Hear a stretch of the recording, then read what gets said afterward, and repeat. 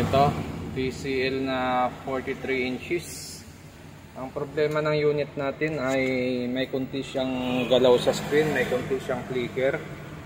May flicker siya, tapos gumagaspang yung screen, babalik sa normal, gagaspang ulit, magno-normal. So parang kabilaan din ang issue nito. Kaya lang baka makuha pa sa modify. Try na lang natin. Ito yung kanyang main board, tapos T-con board,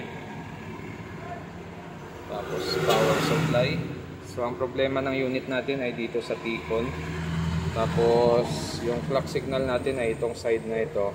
Pero dahil ang problema ng unit natin ay kailangan i-modify yung swapping voltage nya.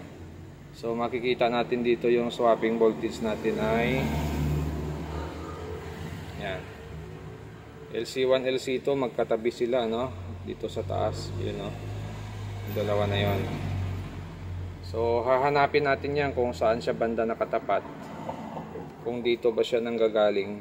Pag dito siya nanggagaling, kailangan natin i-cut yung dalawang circuit dyan para malagyan natin siya ng fix na supply para hindi gagalaw yung screen natin.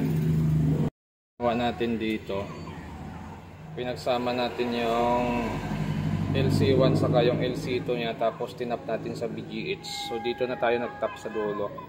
Dito kasi kita yung LC1, LC2 natin dito. So yan, dalawang wire yan, pinagsama na natin. Yan yung modification na tumino yung display natin. Kasi ang nangyari sa unit natin ay ito damage na rin. Tapos itong kabila may flicker din. So yung setup na yan, medyo tumino yung unit natin dyan. Saan natin? Yan, o. Kaya lang mayroon siyang naiwang guhit dito. Yan. Tapos yung doon sa pinakataas, wala naman, wala na iwan doon. Pero yan na yung pinaka-finish natin. Yan. Nai-normal pa naman natin siya. Pero hindi ako sure pag mga ganitong trouble at modification kung tatagal ba or hindi. So try na lang natin kung tatagal pa siya. Kasi nga ang problema ng unit natin ay magkabilaan na yung issue nito. So ginawa pa natin dito, nag-tape pa tayo rito. Yan, nag-tape pa tayo dito banda para mag-normal pa yung screen. Kasi pag hindi ka naglagay ng tape dito ay mayroon siyang problema. May kunting kurap siya. Yan. So wala nang galaw, no? Okay, wala na siyang galaw. Papakita ko lang yung tinape natin.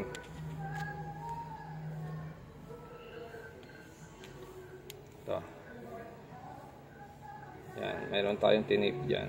So kung bibilangin natin yung pin, 1, 2, 3, 4, 5, 6, 7, 8. Pang 9 nya, 10, 11, 12, 13, 14, 15, 16, 17, 18, 19.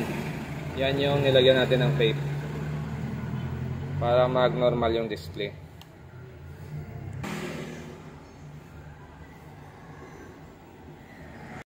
Testing ulit natin. Baka maluwag. Yan. So lumabas si TCL. Hindi naman siya nagba-bar lines. Normal pa naman.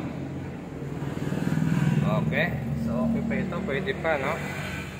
Yan. So yung ganitong problema, kung talagang matyaga ka lang talaga sa mga problema na magkabilaan, pwedeng magawa, kaya lang hindi sure kung tatagal. Kasi ang nangyari dito, itong side natin sira din, tapos itong side natin flicker or double image.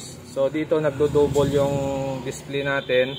Ito naman total damage na. Pero may mga ibang circuit pa dyan na nagpa-function pa, kaya lang dahil talagang negative na siya pag itong side ang pinagana mo, wala na siyang display, blanco na. Pero pag itong side pinagana mo, may display pa siya. So nagawan pa ng paraan, minodify natin yung LC1, LC2, kinabit natin sa BGH. Tapos nag-tape tayo dito. At doon, nag-normal pa yung display niya. Yun, no? Pwede pa, no? Yun, wala nang galaw yan. Okay pa siya.